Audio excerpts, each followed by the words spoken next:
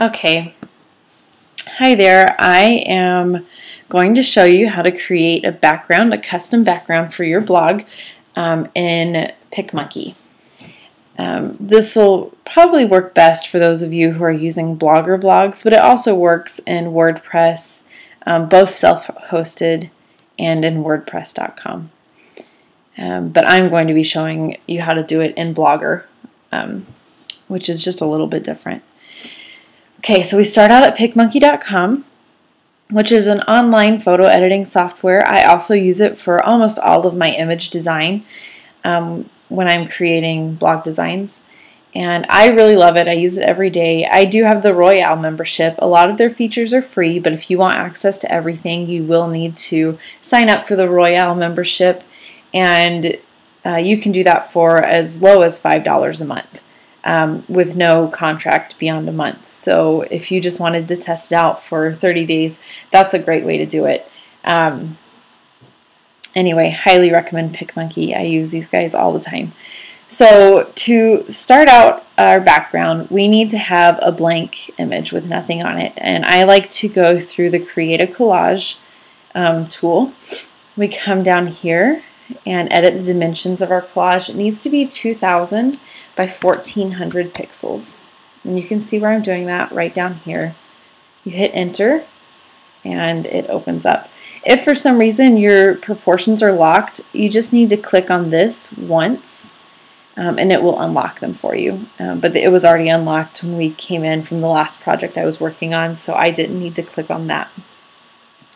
From here we are going to go into the editor, and don't worry about all the dotted lines, they will disappear.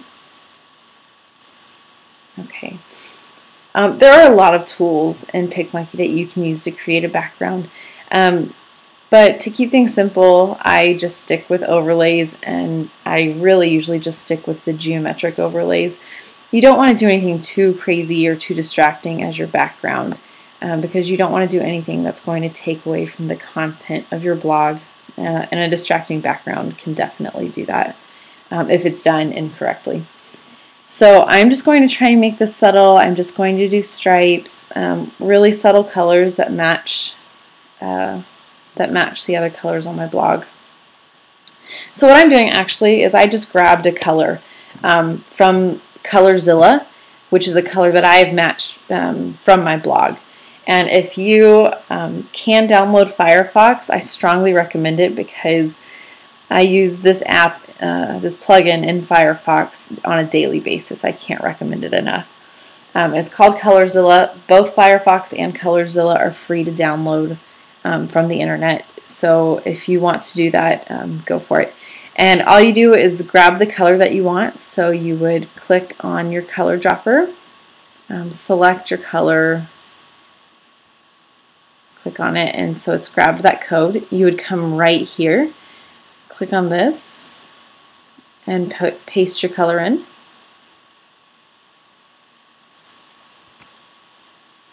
And then you would hit enter.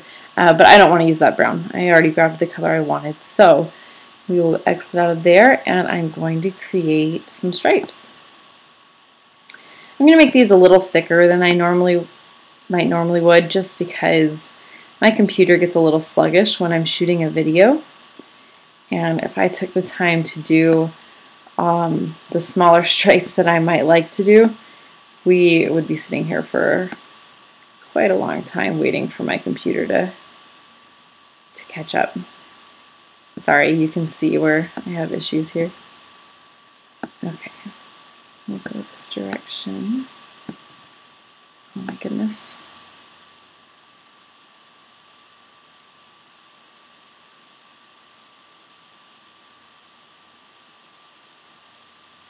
Okay. Let's go back to this white stripe, see if we can get everything under control here.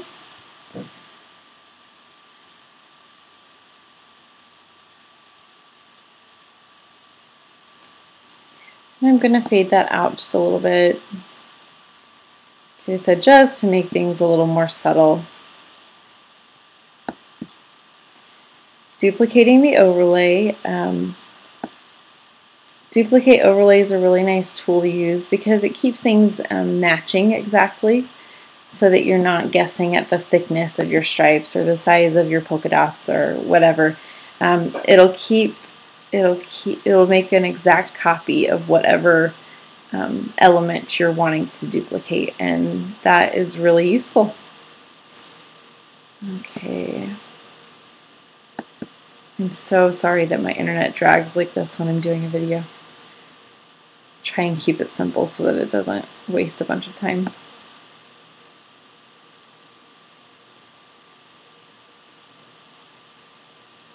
I'm going to try and fit in one more stripe here. See if I can do that without my internet freaking out on me. Okay, last one.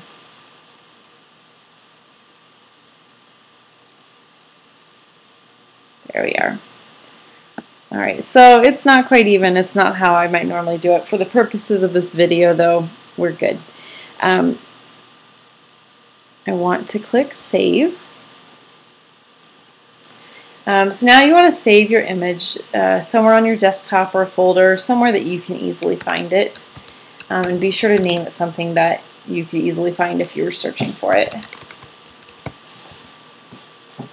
I like to save all of my images as PNGs right here. This one, however, I'm going to leave as a JPEG because, like I mentioned, my computer gets a little sluggish when I'm shooting a video, and if I try and switch it right now to PNG, it'll take up some extra time. So I'm leaving it as a JPEG, but only for this video. Normally, I would save it as a .png because it creates a much crisper looking image. Especially if you have any kind of text or any kind of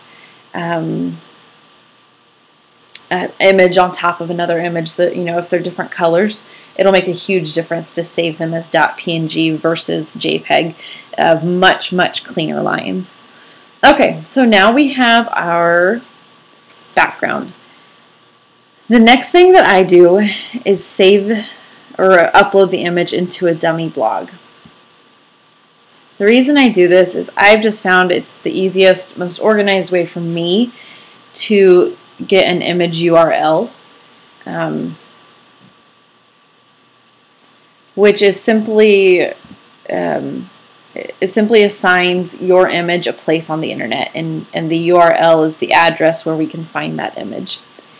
And a lot of people like to use PhotoBucket or Flickr to host their images, but I like to just stick them on my design blog, and I can organize them by labels there, and it's just more accessible for me. You can do anything you'd like to, but if you are new to hosting images and to your own design, doing your own design process, then I would suggest just starting a dummy blog. Keep it private so that no one else, sees your craziness, and just host your images there. It's really easy. Okay, so all I've done is upload an image just like you would in a blog post, but I'm doing this on my dummy blog so people don't see it. Make sure you set this to original size. Otherwise, it's not going to cover your background. I'm labeling this something swanky. Actually, let's start a new one. I'm going to label this tutorial so that I can easily find it if I need it again. I'll go ahead and title it background. So I publish it. And again, I'm not worried about people seeing this because it's not my main blog. It's just one that I have specifically for design for hosting images. Okay, so this is my background. And it's kind of messy looking because it takes up that whole space, but that's okay. That's what we want it to do. So the next thing that you want to do is grab the background code, or the background CSS code, which I will be including in this post, so you can simply copy and paste it. I keep it in my sidebar on my design blog so that I can easily grab it anytime I need it. But I'm copying this code. Okay, and then I'm going into my blog, which I started for the sole purpose of these videos, so you will see it again. and I come down here to template, and this is just my Blogger dashboard. We want to go to customize. Oh, and actually, let's go back. I want to show you something else here. When I'm building a custom design, I always like to make sure that I am on this simple template because it's very clean. I don't have to battle with any preset color schemes or images or anything like that. It's just all white and gray, and that way I can start from the ground up building the design I want. Okay, so we go into customize, and now we are installing the background. So to sum up, I've been talking for 10 minutes and walking you through this, but a lot of what's taken so long has really just been my computer going slowly and I'm talking to fill the time. To sum up, all we have done is created an image size 2000 pixels by 1400 pixels and saved it to our computer and then uploaded it into a blog post so that we would have an image URL. That is essentially what we've been doing. Now that we have that, we're ready to install that image. So we're in template, come down here to advanced, scroll all the way to the bottom of your options here to add CSS. And you remember that background CSS that we grabbed, that code, just paste it right here. This section right here is an image URL. Okay, you can see this is a background. You can see down here in the preview that I've created before and am hosting on that same design blog, but we want to change it. So let's go back and grab the image URL that we just uploaded. Okay, so here it is. You simply right-click, copy the image location. It may say image address, image URL, something like that. So we've grabbed it. We want to come over here and paste it in this section in the parentheses that starts with HTTP and ends with .png. Okay. And you can see down here in the preview that went in just fine. Okay. So we want to apply to blog. View blog.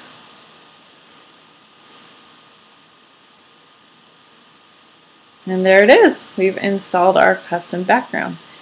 As you can see in my tutorial, there is a way if you wanted to install some kind of a border right here or design some kind of a border to go along with it. It would just take a little bit of extra time in the design process.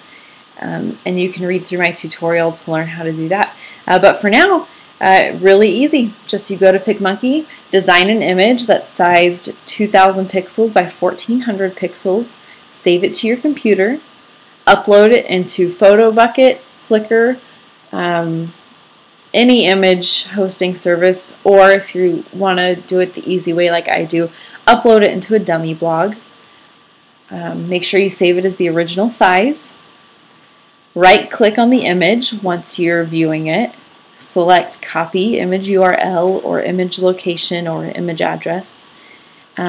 Paste it into that background code that you can find in this post, and then paste that entire code in the CSS section of your template designer. Save it, and you will have a beautiful, beautiful custom background that is completely unique to your blog and looks exactly the way you want it. So that's it for now, and hopefully I will have some more videos coming your way very soon. Thanks! Or thanks for watching.